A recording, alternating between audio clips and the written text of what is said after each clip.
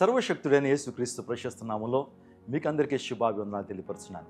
ప్రతి దినము కూడా దేవుని వాగ్దానం ధ్యానం చేయడంలో ఎంతో ఆనందాన్ని ప్రభు మనకి ఇస్తున్నాడు. ఉదయకాల సమయం ఈ వాగ్దానాన్ని వింటున్నప్పుడు ఈ వాగ్దానాలు దేవుడు మన జీవితంలో నెరవేరుస్తున్నాడు. మన దేవుడు వాగ్దానాలు చేయటం మాత్రమే కాదు, దాన్ని నెరవేర్చేటువంటి వాడు. రాజకీయవేత్తలు ఈ టైంలో వాగ్దానాలు చేస్తారు, మరి ఎంతవరకు వాటిని నెరవేరుస్తారో మనందరికీ బాగా తెలుసు. కానీ దేవుని వాగ్దానాలు అలాంటివి కావు. దేవుని వాగ్దానాలు స్థిరమైనవి, దేవుని వాగ్దానాలు ఆశీర్వాదకరమైనవి, దేవుని వాగ్దానాలు ఏనాటికి కూడా తప్పిపోవు. కాబట్టి ఈరోజు వాగ్దానం మనం ధ్యానం చేద్దాం. కీర్తనలు 94వ కీర్తన 18వ చరణం చదువుకుందాం. నా కాలు జారినని నేను అనుకొనగా యెహోవా నీ కృప నన్ను బలపరచుచున్నది.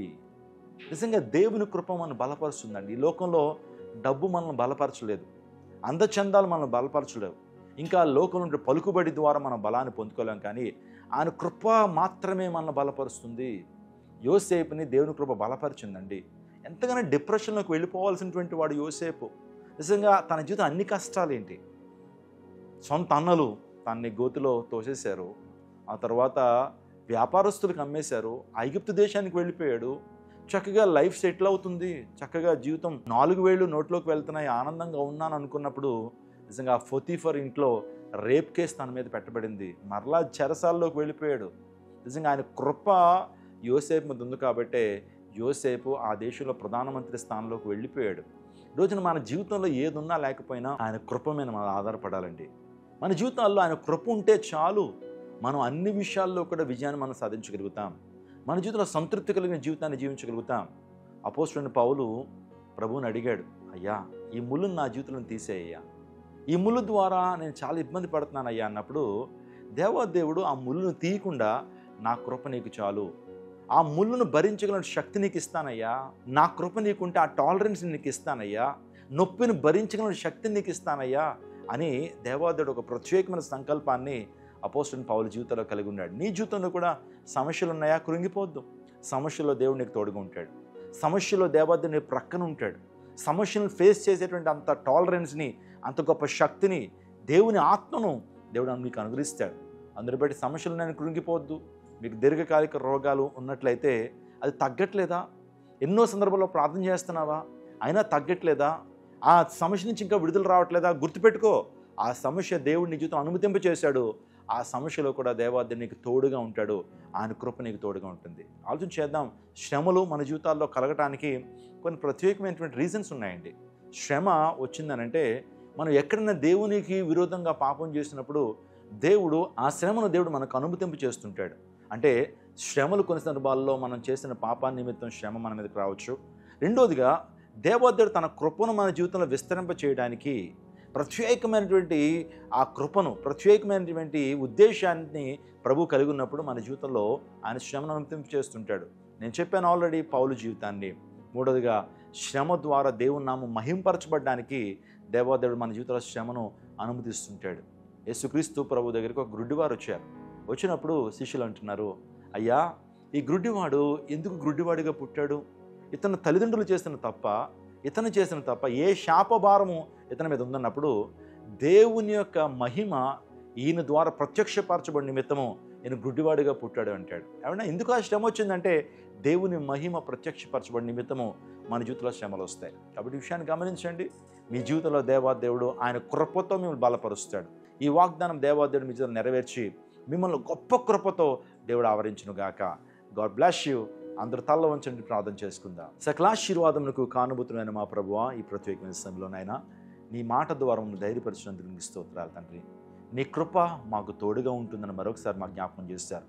ఎంతమంది అయితే ప్రభు ఈ వాగ్దానాన్ని ఈరోజు చూస్తున్నారు, యూట్యూబ్ ద్వారా, ఫేస్బుక్ ద్వారా, ఇన్స్టాగ్రామ్ ద్వారా, నన్ను ఈ ప్రజలందరినీ మీరు బలపరచండి. నీ కృప చేత వారిని ఆవరించండి.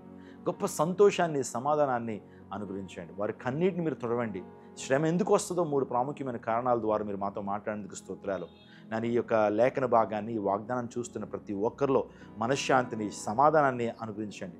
వారి కళ్ళ నుంచి కారుతున్న ప్రతి బాష్ప బిందును తుడవండి. మేలుతో వారిని నింపి నడిపించడం వేడుకుంటూ యేసు శక్తి కలిగిన నామంలో అడిగి వేడుకుంటున్నాము తండ్రి. Amen, amen, amen. God bless you.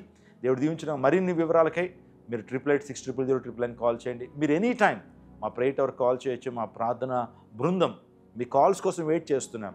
మీ ప్రార్థనా అంశాలు మేము తీసుకుని మేము మీకోసం ప్రత్యేకంగా ప్రార్థన చేస్తాం. దేవుడు మిమ్మల్ని దీవించి ఆశీర్వదించునుగాక. ఆమేన్. అందరికీ శుభవార్త. ప్రతి ఆదివారం 10,000 మంది ఒక చోట చేరి దేవుణ్ణి ఆరాధిస్తున్న జీవం గల దేవుని సంఘం. స్వస్థత, విడుదల, అభిషేకం పొందాలనుకుంటున్నారా? దురాత్మ శక్తుల నుంచి విడుదల కావాలా?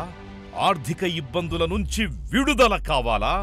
సంతానలేమితో బాధపడుతున్నారా? కుటుంబ సంక్షేమం కొరకు ప్రత్యేక ప్రార్థనలు కోరుకుంటున్నారా? శాంతి లేక ఆత్మహత్య చేసుకోవాలనుకుంటున్నారా? నిజమైన ఖచ్చితమైన వాక్యం చేత బలపడాలని ఆశిస్తున్నట్టయితే రండి. క్రైస్ట్ టెంపుల్ మీ కొరకే. ప్రతి ఆదివారం 4 ఆరాధనలు జరుగుతున్నాయి. మొదటి ఆరాధన ఉదయం 6 గంటలకు, రెండవ ఆరాధన ఉదయం 8 గంటలకు, మూడవ ఆరాధన ఉదయం 10 గంటలకు, నాల్గవ ఆరాధన సాయంత్రం 6:30 జరుగును. స్థలం Christ temple, Mary Stella indoor stadium, Pantakaluva road, NTR circle, Vijayawada. ముఖ్య ప్రసంగికులు ప్రపంచ వ్యాప్తంగా వాక్యమునందించి కోట్లాది మందికి దీవెనకరముగా ఉన్న మన దైవజనులు రెవరెండ్ డాక్టర్ పాల్ ఇమాన్యుయల్ గారు మరియు నిస్సీ పాల్ గారు శక్తివంతమైన సందేశాలను అందించి ప్రతి ఒక్కరి కొరకు ప్రత్యేక ప్రార్థనలు చేయుదురు. హృదయాలను హత్తుకునే అద్భుతమైన స్తుతి ఆరాధన సాక్ష్యాలు, ప్రతి విశ్వాసిపై ప్రత్యేక శ్రద్ధ, గృహ దర్శనాలు, ఇంకా మరెన్నో.